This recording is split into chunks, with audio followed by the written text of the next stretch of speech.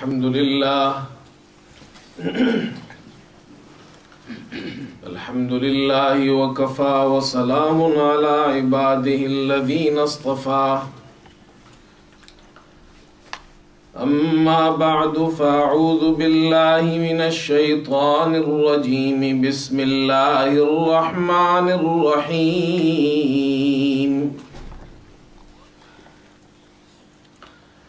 محمد رسول الله والذين معه أشداء على الكفار رحماء بينهم صدق الله مولانا العظيم. محترم بزرگوں اور دوستو،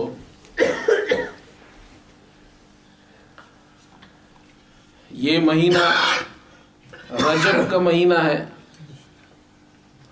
اور اس مہینے کو اللہ تعالیٰ نے احترام اور عزت عطا کی ہے اس دن سے جس دن سے اللہ تعالیٰ نے آسمان و زمین کو پیدا کیا ہے. اللہ رب العزت نے آسمان و زمین کی پیدائش کے وقت سے اس کائنات میں جو نظام بنایا ہے وہ نظام یہ ہے کہ اللہ تعالیٰ نے سال کے 12 مہینے بنائے ہیں اور ان 12 مہینوں میں اللہ تعالیٰ نے 4 مہینوں کو حرمت والے یعنی عزت والے مہینے بنائے ہیں، جن میں سے 3 مہینے وہ متوالیات پے در پہ آتے ہیں، اکٹھے ہیں، اور وہ ذوالقعدہ، ذوالحجہ اور محرم کا مہینہ. یہ تینوں یکے بعد دیگرے یہ آتے ہیں اور یہ تینوں مہینے عزت والے مہینے کہلاتے ہیں، حرمت والے مہینے کہلاتے ہیں. اور ایک مہینہ وہ ہے رجب کا مہینہ، یعنی یہ مہینہ جس میں ہم اور آپ ہیں، یہ مہینہ بھی حرمت والا مہینہ ہے، عزت والا مہینہ ہے. اللہ تعالیٰ نے سال میں ان 4 مہینوں کو عزت والے یعنی حرمت والے مہینے بنائے ہیں. چنانچہ قرآن پاک میں اللہ تعالیٰ نے اس کا ذکر فرمایا ہے. فرمایا ان عدت الشہور عند اللہ 12 شہرا فی کتاب اللہ یوم خلق السماوات والارض. بے شک مہینوں کی گنتی اللہ کے یہاں 12 مہینے ہیں اور اللہ تعالیٰ نے اپنی کتاب میں یہ 12 مہینے بنائے ہیں اس دن سے جس دن سے اللہ تعالیٰ نے آسمان و زمینوں کو پیدا کیا ہے. منہا 4 حرم، ان 12 مہینوں میں 4 مہینے حرمت والے مہینے ہیں، عزت والے مہینے ہیں، احترام والے مہینے ہیں. اور ان 4 مہینوں میں سے ایک مہینہ رجب کا مہینہ ہے. یہ اس رجب کے مہینے کی خصوصیات میں سے ہے. اسی طرح میرے دوستو جو رجب کا مہینہ ہے یہ رمضان کا مقدمہ ہے. حضرت صلی اللہ علیہ وسلم رمضان المبارک کا انتظار رمضان سے 2 ماہ پہلے آپ اہتمام فرماتے تھے اور رمضان کا انتظار شروع فرما دیتے تھے، اس لیے کہ رمضان کے مہینے میں روزے رکھے جاتے ہیں، دن میں رات کو عبادت کی جاتی ہے، تراویح پڑھی جاتی ہے، رمضان کے آخری عشرے میں اعتکاف کیا جاتا ہے. یہ تینوں ایسے کام ہیں جو دیگر مہینوں میں نہیں ہوتے ہیں. صیام رمضان، قیام رمضان، اعتکاف. حضور پاک علیہ السلام ان عبادات کا انتظار فرماتے تھے، اور جب رجب کا چاند آپ دیکھ لیتے تو آپ اللہ تعالیٰ سے ایک دعا فرماتے تھے جو احادیث کی کتابوں میں موجود ہے، اور وہ دعا آپ صلی اللہ علیہ وسلم یوں فرماتے تھے: اللہم بارک لنا فی رجبنا و شعبان وبلغنا رمضان. اے اللہ ہمیں رجب اور شعبان کے مہینے میں برکتیں نصیب فرما، اور رمضان کے مہینے تک ہمیں پہنچا دے، یعنی ہمیں زندگی نصیب فرما کہ ہم رمضان کے مہینے کا روزہ رکھیں، رات کی عبادت کریں، رمضان میں دن کو روزے رکھ کر رات کو تراویح پڑھ کر ہم اپنی آخرت کی کمائی کو بڑھائیں. یہ تھا وہ انتظار جو رسول اللہ صلی اللہ علیہ وسلم رمضان کے مہینے کا انتظار رمضان سے 2 ماہ پہلے رجب کو شروع فرما دیتے تھے. میرے دوستو، اس مہینے کی ایک اور اہم بات جو آج آپ کے سامنے بیان کرنی ہے وہ یہ کہ اس مہینے کی 22 تاریخ کو یعنی 22 رجب کو ایک عظیم صحابی حضرت معاویہ رضی اللہ تعالی عنہ ان کی وفات ہوئی ہے. اس مناسبت سے آج آپ کے سامنے حضرت معاویہ رضی اللہ تعالی عنہ کا ذکر ہوگا، اور صحابہ کا ذکر کرنا، ان کی شان کو بیان کرنا، ان کے مقام کو بیان کرنا، ان کے فضائل کو بیان کرنا، اس سے مسلمانوں کے ایمان کو جلا ملتی ہے، اس سے مسلمانوں کے اندر خوشی کی لہر دوڑتی ہے، اس سے مسلمانوں کو ہدایت کا سامان ملتا ہے. حضرت معاویہ رضی اللہ تعالی عنہ یہ وہ عظیم صحابی ہے کہ فتح مکہ کے موقع پر ان کے والد ابو سفیان، ان کی والدہ ہند اور وہ خود حضرت معاویہ رضی اللہ تعالی عنہ یہ تینوں مسلمان ہوئے، تینوں مسلمان ہوئے. اور جب مسلمان ہوئے تو ابو سفیان رضی اللہ تعالی عنہ نے حضور پاک علیہ الصلوۃ والسلام سے 3 درخواستیں پیش کی.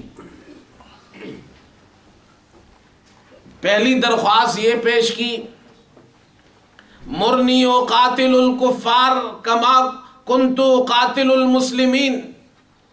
اے اللہ کے رسول، مجھے اجازت فرمائیے کہ میں اب آپ کے دشمنوں کے ساتھ، کفار کے ساتھ لڑتا رہوں جیسے کہ میں پہلے ساری زندگی آپ کے ساتھ، مسلمانوں کے ساتھ لڑتا رہا. حضور پاک علیہ السلام نے فرمایا نعم. دوسری درخواست یہ پیش کی کہ میرا یہ بیٹا ہے معاویہ، یہ لکھنا پڑھنا جانتا ہے، آپ صلی اللہ علیہ وسلم معاویہ کو اپنے پاس رکھیے تاکہ جو وحی اللہ تعالیٰ اتارتے ہیں آپ پر، جو قرآن کی شکل میں وحی اترتی ہے، حضرت معاویہ وہ قرآن کو لکھیں گے، وحی کو لکھیں گے. حضور پاک علیہ السلام نے فرمایا نعم. پھر تیسری درخواست یہ پیش کی کہ میری ایک بیٹی تو ان کی حضرت صلی اللہ علیہ وسلم کے نکاح میں پہلے سے تھی، ام حبیبہ رضی اللہ تعالی عنہا. یہ حضرت ابو سفیان کی بیٹی ہے جو حضور پاک علیہ السلام کے نکاح میں تھی. ابو سفیان نے تیسری درخواست یہ پیش کی کہ میری ایک دوسری بیٹی ہے، اس سے بھی نکاح فرما لے تاکہ وہ بھی آپ کی خدمت کرے جیسے میری پہلی بیٹی آپ کی خدمت کرتی ہے. تو حضور پاک علیہ السلام نے فرمایا نہیں، یہ میرے لیے حلال نہیں ہے کہ میں 2 بہنوں کو ایک نکاح میں جمع کروں. اسی لیے حافظ ابن کثیر رحمت اللہ علیہ فرماتے ہیں جب وہ حضرت معاویہ رضی اللہ تعالی عنہ کا ذکر کرتے ہیں تو خاص الفاظ سے ذکر کرتے ہیں. فرماتے ہیں حضرت معاویہ ابو سفیان کے بیٹے ہیں، ہند کے بیٹے ہیں، اور ابو سفیان کے بارے میں فرماتے ہیں خال المسلمین، یہ دنیا کے سارے مسلمانوں کے ماموں ہیں۔ حضرت معاویہ مسلمانوں کے ماموں ہیں، کیوں؟ اس لیے کہ ان کی بہن حضور پاک علیہ السلام کے نکاح میں تھی، اور حضور صلی اللہ علیہ وسلم کی بیویاں مسلمانوں کی مائیں ہیں، تو ماں کا بھائی کون ہوتا ہے؟ ماموں، تو وہ ہمارے کون ہوئے؟ ماموں ہوئے۔ اس لیے فرماتے ہیں ابو سفیان، حضرت حافظ ابن کثیر رحمت اللہ علیہ جب حضرت معاویہ رضی اللہ تعالی عنہ کا ذکر کرتے فرماتے خال المسلمین، یہ مسلمانوں کے ماموں ہیں۔ پھر فرماتے کاتب وحی رب العالمین، رب العالمین کی وحی کو لکھنے والے ہیں، کاتب ہے۔ حضرت معاویہ رضی اللہ تعالیٰ عنہ اس ٹیم میں شامل تھے، اس جماعت میں شامل تھے جو جماعت حضور پاک علیہ الصلوۃ والسلام سے وحی لکھتی تھی۔ جب وحی اترتی تھی، قرآن اترتا تھا، تو حضور پاک علیہ السلام ان کاتبوں کو، ان رائٹرز کو بلاتے تھے۔ ابن عباس رضی اللہ عنہما سے روایت مروی ہے، آپ صلی اللہ علیہ وسلم نے مجھے بلایا اور کہا جاؤ معاویہ کو بلاؤ تاکہ وہ وحی لکھے۔ حضور پاک علیہ السلام انہیں بلاتے تھے، اور جب وہ آ جاتے تھے تو حضور پاک علیہ السلام فرماتے تھے آج یہ نیا قرآن، یعنی ابھی ابھی یہ تازہ تازہ وحی آئی ہے، اس وحی کو تم لکھ لو۔ اور پھر آپ صلی اللہ علیہ وسلم ان سے یہ بھی فرماتے تھے یہ آیتیں کہاں لکھنی ہے، کون سی صورت میں لکھنی ہے۔ یہ خوش نصیب جماعت جنہیں وحی کے لکھنے والے کاتبین وحی، ان میں سے ایک ہستی حضرت معاویہ رضی اللہ تعالیٰ عنہ کی۔ حضرت معاویہ رضی اللہ تعالیٰ عنہ وہ عظیم صحابی ہے کہ اللہ تعالیٰ نے آپ کو صورت اور سیرت دونوں نعمتوں سے نوازا تھا۔ آپ کو صورت بھی آپ کی بہت خوبصورت، جسم بھی آپ کا بظاہر جو ظاہری جسم تھا وہ بھی بہت خوبصورت، اور جو کردار تھا آپ کا، جو سیرت تھی آپ کی، وہ بھی بہت اونچی، بہت شان والی۔ حضرت صلی اللہ علیہ وسلم نے، امام احمد رحمت اللہ علیہ نے یہ روایت نقل کی ہے کہ ایک صحابی فرماتے ہیں ارباز ابن ساریہ رضی اللہ تعالیٰ عنہ کہ حضور پاک علیہ الصلوۃ والسلام ہمیں سحری کھانے کے لیے بلاتے تھے اور فرماتے تھے آؤ اس مبارک کھانے کی طرف، یعنی سحری کا کھانا کھاؤ۔ اس کی آپ ترغیب دیتے تھے صحابہ کو۔ اسی لیے علماء نے لکھا ہے کہ سحری کھانا یہ سنت ہے، اس کا اہتمام کرنا چاہیے، یہ مبارک کھانا ہے، یہ عام کھانوں کی طرح کھانا نہیں ہے کہ آپ کا دل چاہا تو کھا لیا، دل نہیں چاہا تو نہیں کھایا، نہیں، مبارک کھانا ہے۔ اس لیے دل نہ بھی چاہتا ہو تو ایک نوالا کھا لیجئے، ایک گھونٹ پانی پی لیجئے، دودھ پی لیجئے، ایک کھجور کھا لے، لیکن کھائیے ضرور سحری، اس لیے کہ حضور پاک علیہ السلام فرماتے ہیں سحری کا کھانا یہ مبارک کھانا ہے۔ اور ایک روایت میں آتا ہے کہ اللہ تعالیٰ سحری کھانے والوں پر اپنی رحمت نازل فرماتا ہے۔ تو حضرت ارباز ابن ساریہ رضی اللہ تعالیٰ عنہ فرماتے ہیں حضور پاک علیہ السلام ہمیں سحری کے کھانے کی طرف دعوت دیتے تھے اور فرماتے تھے آؤ اس مبارک کھانے کو کھاؤ۔ اور پھر میں نے آپ سے سنا آپ نے حضرت معاویہ رضی اللہ تعالی عنہ کے لیے دعا فرمائی۔ حضور پاک علیہ السلام حضرت معاویہ رضی اللہ عنہ کے لیے دعا کر رہے ہیں اللہ سے، اور صحابی اس دعا کو سن رہے ہیں، اور امام احمد رحمت اللہ علیہ اس حدیث کو نقل فرما رہے ہیں۔ آپ صلی اللہ علیہ وسلم نے فرمایا اللہم علمہ الکتاب والحساب وقہ العذاب، اے اللہ معاویہ کو کتاب کا یعنی لکھنا سکھا دے، حساب سکھا دے اور عذاب سے اسے بچا دے۔ اور ایک روایت میں آتا ہے آپ نے فرمایا وَمَكِّن لَهُ فِي الْبِلَادِ، اے اللہ معاویہ کو شہروں کا حکمران بنا دے۔ اللہ تعالیٰ نے حضور کی دعا قبول فرمائی۔ ایک اور روایت میں آتا ہے حضور پاک علیہ الصلوۃ والسلام نے حضرت معاویہ رضی اللہ تعالی عنہ کے حق میں یہ دعا فرمائی، فرمایا اللہم اجعلہ ہادیا مہدیا وہدہ، اور ایک روایت میں یہ بھی اضافہ ہے وہدی بھی، اے اللہ معاویہ کو ہادی بھی بنا، مہدی بھی بنا، انہیں بھی ہدایت دے، ان کے ذریعے دوسروں کو ہدایت نصیب فرما۔ حضرت معاویہ رضی اللہ تعالی عنہ حضور پاک علیہ الصلوۃ والسلام کے زمانے میں ممتاز صحابی کی حیثیت سے رہے، اور اس کے بعد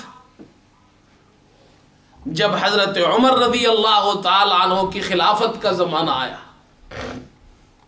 اور ملک شام فتح ہوا، تو حضرت عمر رضی اللہ تعالی عنہ نے شام کی حکومت، وہاں کی ولایت وہ حضرت معاویہ رضی اللہ تعالی عنہ کو عطا فرمائی،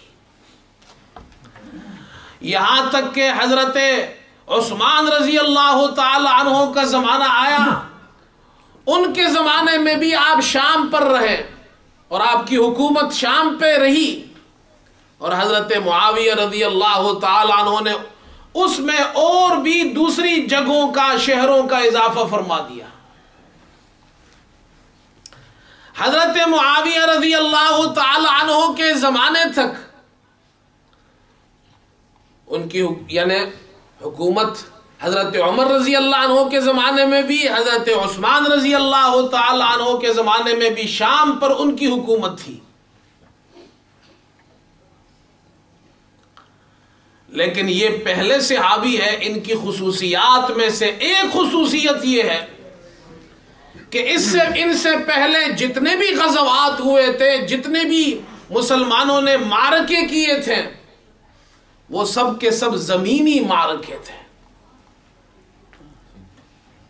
زمینی معرکے تھے، خشکی پر وہ معرکے ہوئے تھے،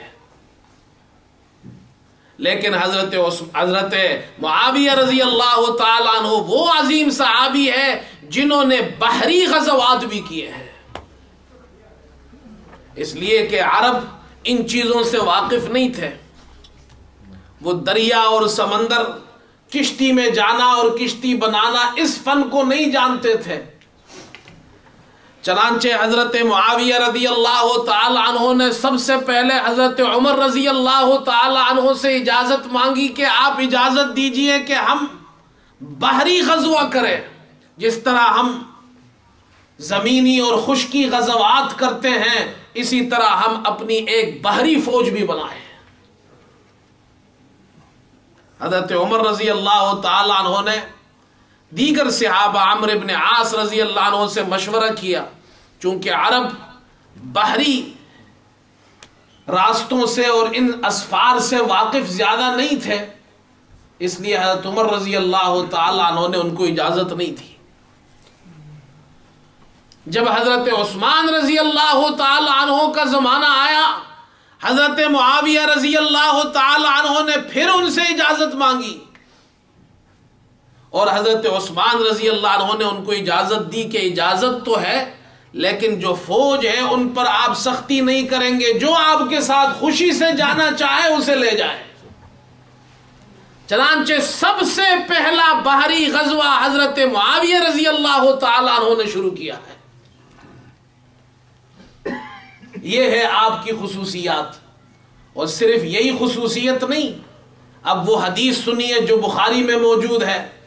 حضور پاک علیہ السلام نے فرمایا اول جیش من امتی یغزون البحر فقد اوجبوا، حضور پاک علیہ السلام نے ایک حدیث میں یہ ارشاد فرمایا، میری امت میں سے پہلا وہ لشکر جو بحری لشکر ہوگا، جو دریائی غزوہ کرے گا، دریائی سفر کرے گا غزوے کے لیے، اول جیش من امتی یغزون البحر فقد اوجبوا، میری امت کا وہ پہلا فوجی دستہ جو دریا کے راستے سے غزوہ کرے گا، فقد اوجبوا، انہوں نے اپنے اوپر جنت کو واجب کر لیا ہے۔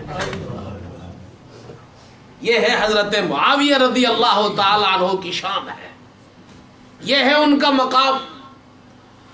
حضرت معاویہ رضی اللہ تعالی عنہ نے قبرص کو فتح کیا، قیصاریہ کو فتح کیا،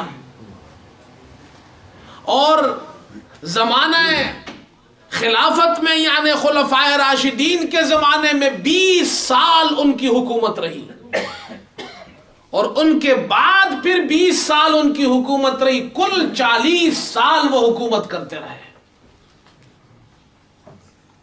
اسی لیے سیاست معاویہ، صحابہ کے اندر حضرت معاویہ رضی اللہ تعالیٰ عنہ وہ عظیم صحابی گزرے ہیں کہ جب ان کا ذکر ہوتا ہے تو کہتے سیاست معاویہ۔ حضرت معاویہ رضی اللہ عنہ کو اللہ تعالیٰ نے ایک خاص تدبر عطا کیا تھا، ایک خاص فہم عطا کیا تھا۔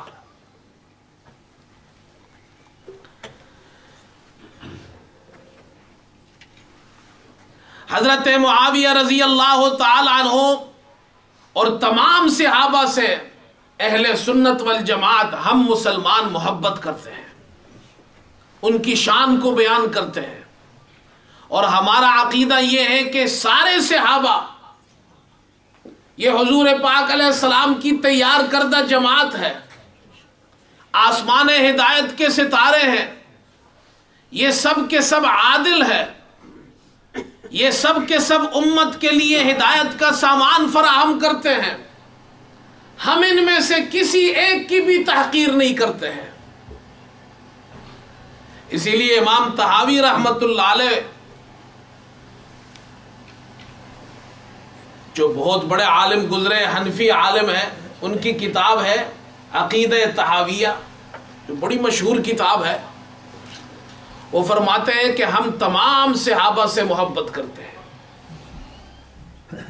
وَحُبُّهُمْ دِينٌ وَإِيمَانٌ وَإِحْسَانٌ، اور صحابہ سے محبت کرنا یہ دین بھی ہے، ایمان بھی ہے، احسان بھی ہے۔ وَبُغْضُهُمْ كُفْرٌ وَنِفَاقٌ وَطُغْيَانٌ، اور صحابہ سے بغض کرنا، صحابہ سے نفرت کرنا یہ کفر بھی ہے، نفاق بھی ہے، اور طغیان یعنی سرکشی بھی ہے۔ ہم مسلمان ہیں الحمدللہ، ہم صحابہ سے محبت کرتے ہیں اور تمام صحابہ سے محبت کرتے ہیں۔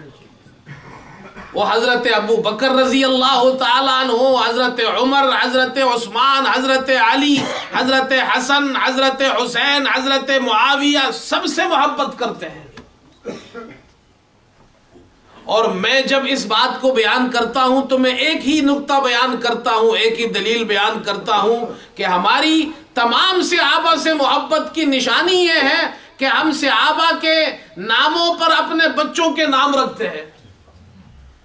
چنانچہ آپ کو اہل سنت میں، سنیوں میں ابو بکر بھی ملیں گے، عمر بھی ملیں گے، عثمان بھی ملیں گے، علی نام کے بھی ملیں گے، حسن، حسین، معاویہ، سب ملیں گے آپ کو۔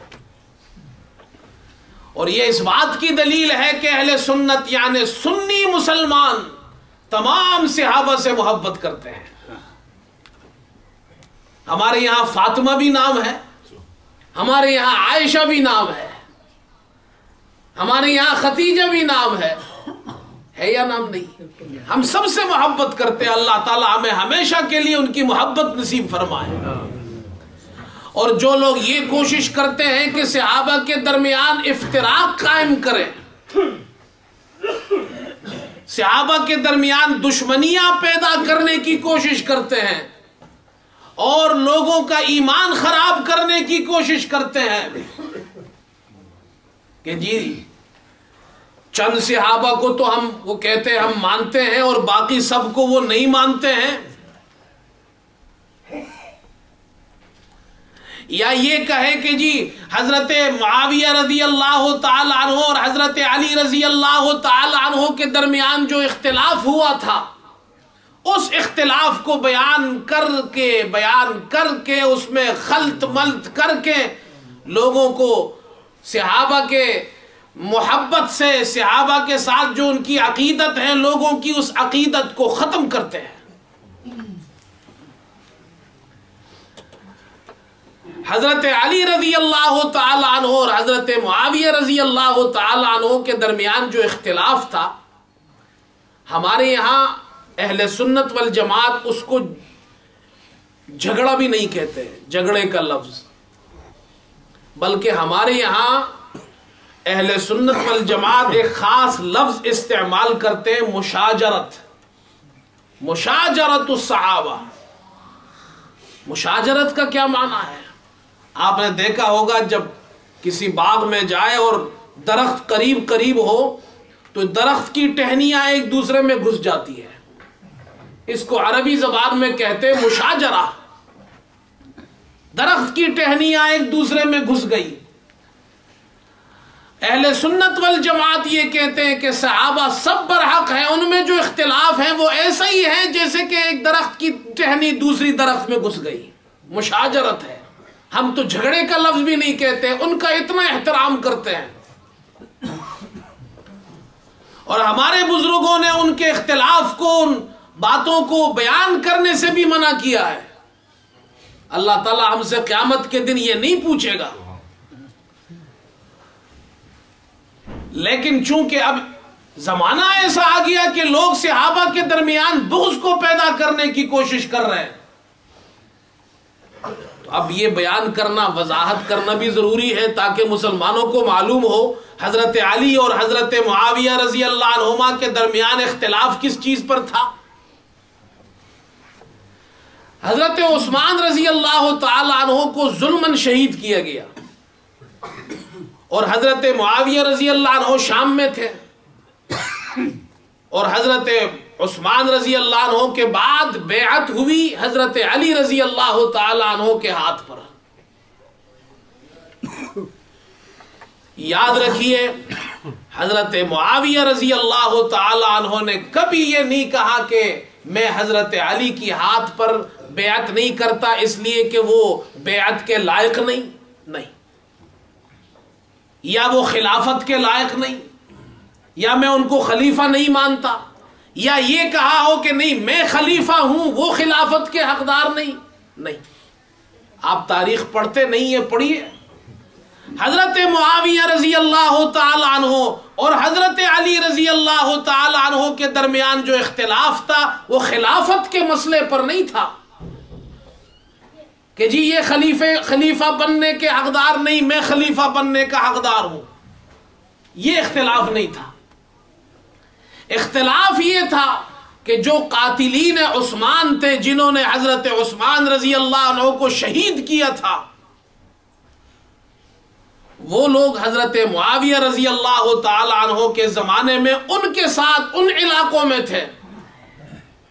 وہ فتنے کا زمانہ تھا، یعنی فتنہ شروع ہوا تھا، وہ حضرت عثمان رضی اللہ عنہ کی شہادت کے وقت سے وہ جو فتنہ شروع ہوا تھا، ان لوگوں نے حضرت عثمان رضی اللہ عنہ کو شہید کیا تھا۔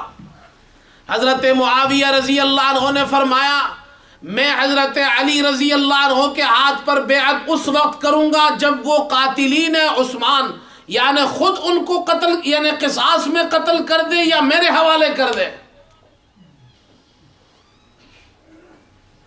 اور وہ یہ آیت کریمہ اس سے استدلال کرتے تھے وَمَنْ قُتِلَ مَظْلُومًا فَقَدْ جَعَلْنَا لِوَلِيِّهِ سُلْطَانًا، وہ فرماتے تھے میں حضرت عثمان رضی اللہ عنہ کا ولی ہوں، یا تو وہ خود انہیں قصاص میں سزا دے دیں، اگر نہیں دیتے تو پکڑ کر ہمیں دے دیں۔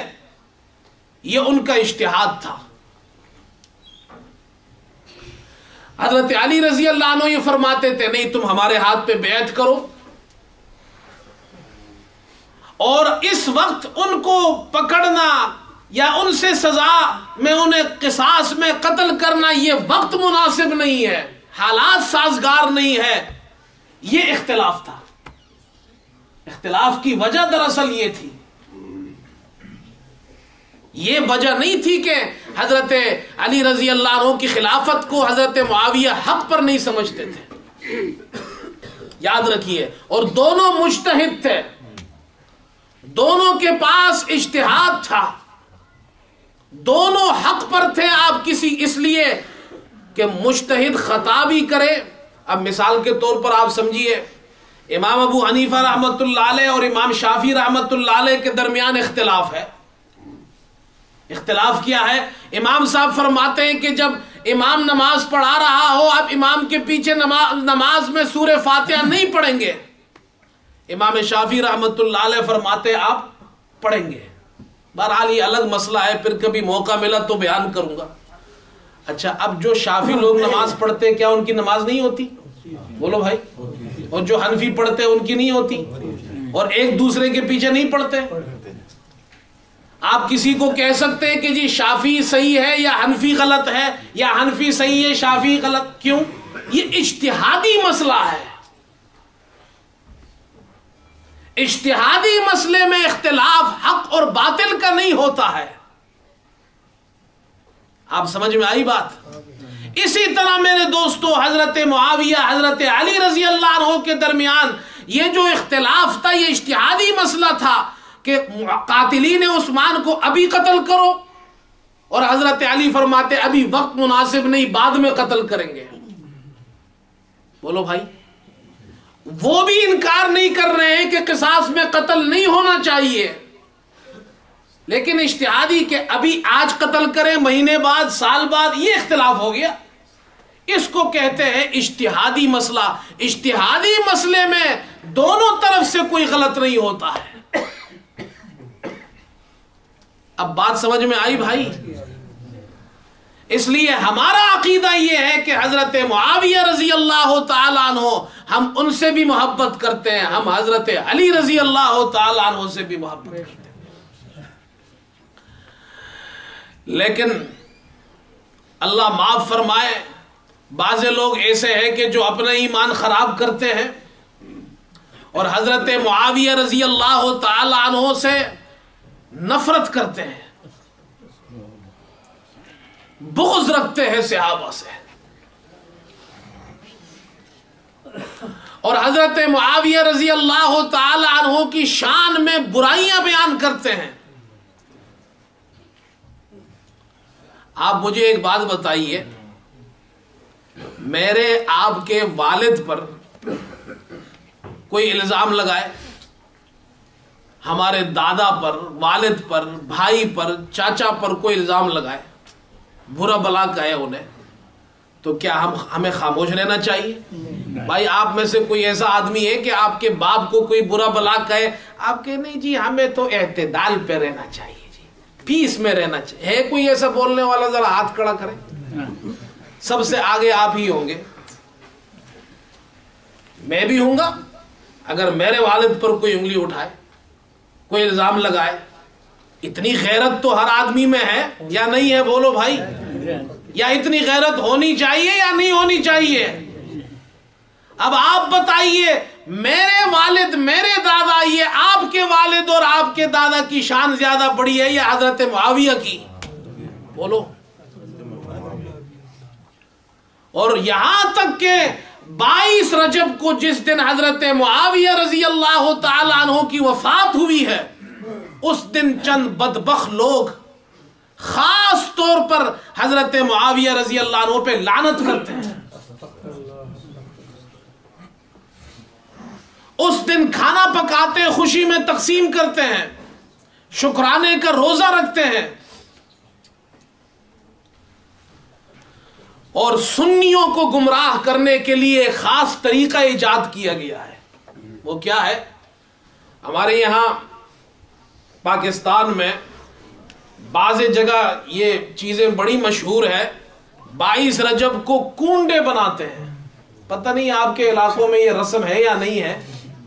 22 رجب کے کنڈے، اور وہ کنڈوں کے لیے یہ جو گھر میں ہماری بڑی مائیں ہیں، ان کو جناب ایک خاص قسم کا قصہ سنایا گیا ہے، داستان عجیب. اور وہ واقعی عجیب داستان ہے. کہتے ہیں داستان کیا ہے ذرا وہ سنیے, جس کے نہ سر ہے نہ پیر.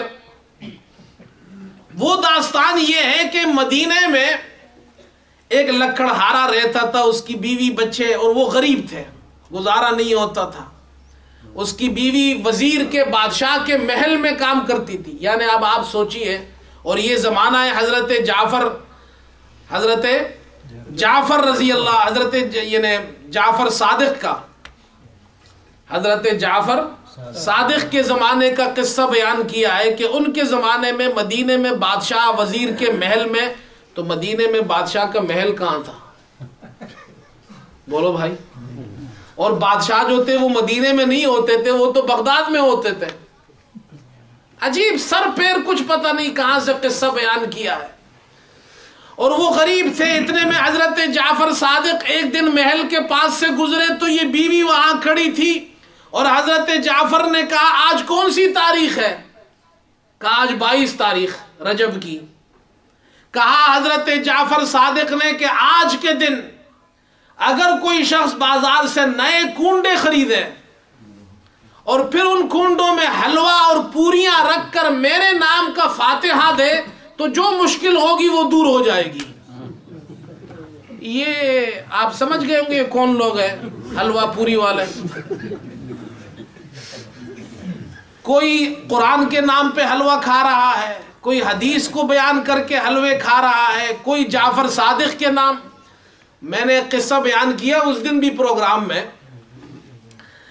بعض لوگ اپنے پیٹ کے لیے قرآن حدیث کو جناب استعمال کرتے ہیں. 3 آدمی کھانا کھا رہے تھے. پرانے زمانے میں آپ کو یاد ہوگا, ہم لوگ بھی جہاں سے آئے ہیں, وہ جو پرانے زمانے میں ایک تھال میں سب گھر والے مل بیٹھ کر بڑی پیار محبت سے کھانا کھاتے تھے. اب تو محبتیں ختم ہو گئی, ہر آدمی اپنی پلیٹ میں کھاتا ہے. ہاں پہلے زمانے میں سب اکٹھے کھاتے تھے ایک بڑی تھال میں. ہمیں بھی یاد ہے بچپن میں جب ہم گھر میں ہوتے تھے تو ایک بڑے تھال میں کھانا کھاتے تھے.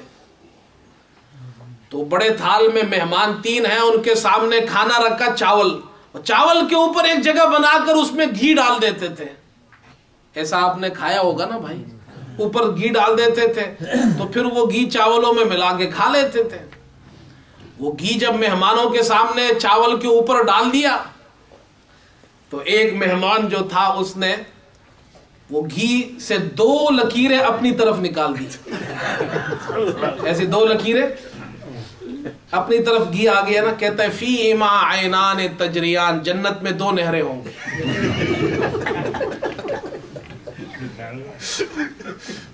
اب بھائی گھی ملے گا تو قرآن سے ہی ملے گا نا, کچھ قرآن پڑھو کچھ حدیث پڑھو تو کچھ ملے گا, ویسے کہاں سے لوگوں کو ملتا ہے. دوسرے نے دیکھا, اس نے کہا یہ تو 2 نہریں تو یہ لے گیا. اس نے 3 نہریں بنا لی. اس نے کہا کہ جنات تجری من تحتها الانہار, 2 نہیں 2 سے زیادہ نہریں ہوں گی. تو اس نے 3 بنا لی. وہ تیسرا آدمی دیکھتا رہا کہ سارا گھی تو یہ کھا گئے. اس نے کیا کیا, ہاتھ کے آستین اوپر کیے, سارے چاولوں میں ہاتھ یوں کیا, اذا زلزلت الارض زلزالها. اس نے کہا پہلے قیامت آئے گی اس کے بعد جنت میں جائیں گے. اب یہ لوگ ہیں, کوئی پوری کھا رہا ہے, کوئی حلوہ کھا رہا ہے, نام جعفر صادق کا استعمال کرتے ہیں. اگر تمہیں کھانا ہی ہے, کاروبار کرنا ہے, تو دین کو خدا کے واسطے چھوڑ دو, بزرگوں کو چھوڑ دو, جاؤ کسی اور طریقے سے پیسے کماؤ. اب آپ بتائیے کیا یہ بات ماننے کی ہے؟ 22 رجب کو میرے نام کا فاتحہ دو, مشکل دور ہو جائے گی, اگر دور نہ ہو تو قیامت کے دن میرا دامن پکڑ لینا. یہ ساری خرافات ہے. بات حقیقت میں کیا ہے, یہ کونڈے اور یہ حلوہ پوری عرب تو جانتے ہی نہیں ہے. پہلی بات تو یہ ہندوستان کی چیز ہے, کونڈا پوری حلوہ. عرب کے لوگ نہ کونڈے جانتے ہیں, نہ حلوہ جانتے ہیں, نہ پوری. عرب کے لوگ کھجور کھاتے ہیں, دودھ پیتے ہیں, پنیر کھاتے ہیں. عرب کے لوگ گوشت کھاتے ہیں. عربوں کے یہاں شہد ہے, عربوں کے یہاں یہ چیزیں ہیں. یہ حلوہ پوری کونڈے یہ ہندوستان کے لوگوں کی چیزیں ہیں, عربوں کی نہیں ہے. ہندوستان میں ایک شخص گزرا ہے, امیر مینائی, یہ رافضی تھا, اور یہ صحابہ سے بڑی عداوت اور بغض رکھتا تھا، اور خاص طور پر حضرت معاویہ رضی اللہ تعالیٰ عنہ سے۔ اس نے 22 رجب کو یہ رسم شروع کی کنڈوں کی، اور ایک دوسرے کو یہ حلوہ پوری، ایک دوسرے کے گھر شیرنی بیچتے تھے۔ آج کے دن حضرت معاویہ کا انتقال ہوا اس خوشی میں۔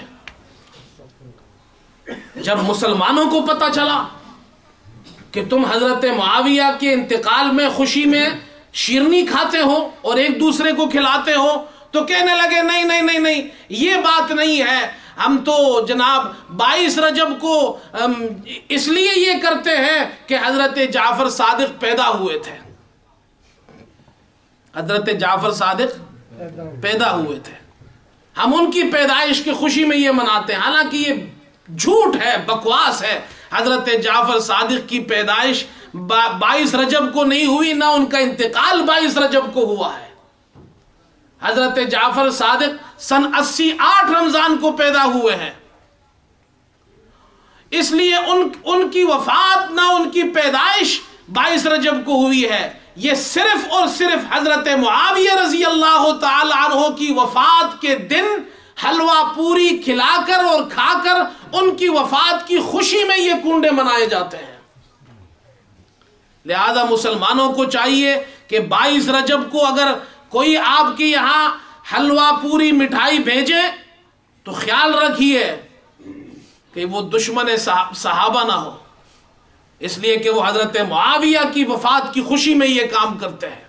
اور رسول اللہ صلی اللہ علیہ وسلم نے فرمایا، اللہ اللہ فی اصحابی لا تتخذوہم غرضا من بعدی، میرے صحابہ کے بارے میں اللہ سے ڈرو، میرے بعد ان کو نشانہ ہدف مت بنانا۔ فمن احبہم فبحبی احبہم، جو صحابہ سے محبت کرتا ہے وہ میرے یعنی اللہ کے پیغمبر کی محبت کی وجہ سے محبت کرتا ہے۔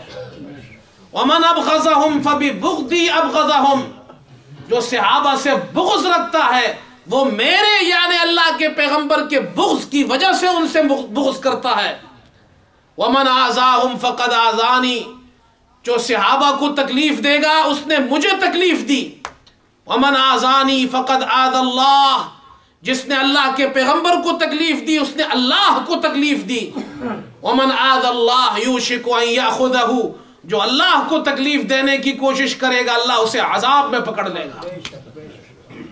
اللہ ہمیں صحابہ سے سچی محبت نصیب فرمائے۔ وآخر دعوانا الحمدللہ۔